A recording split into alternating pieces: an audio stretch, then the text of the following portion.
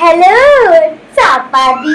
হ্যাঁ, কাকে চাপা দিয়েছো? আরে না না না না, মানে চাপাদি, তোমাকে ভালোবেসে তোমার চম্পাটা আমার কাছে চাপা হয়ে গেছিল। আচ্ছা আচ্ছা। জানো, আজকে আমি আমার বাড়িতে একটা নতুন রেসিপি করেছি। হ্যালো ঢাকা দি। এই সত্যি করে বলো, কাকে ঢাকা দিয়েছো? মানে তোমার নাম তো ঢেকি, তাই জন্য আমি তোমাকে ভালোবেসে একটু ঢাকা দি বললাম। শুনেছো তো ভূতেদির বাড়িতে নাকি নতুন একটা রেসিপি এসেছে? হ্যালো, হ্যাঁ ঘুটে দি, বলো গো।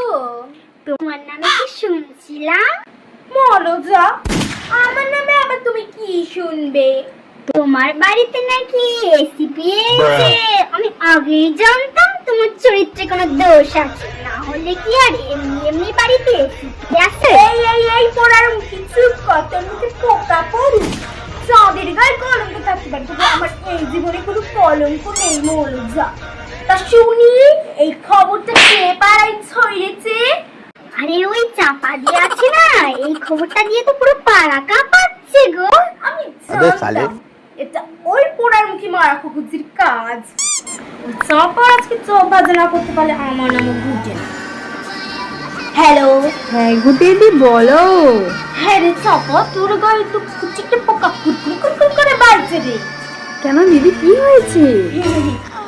তুই আমার বাড়ি এসে পেয়েছে এই কথা বলে গোটা পাড়া কাঁপাচ্ছিস তো। আমি কাকে বললাম আবার এসে দিয়েছে তোমার বাড়ি? কাদিকে।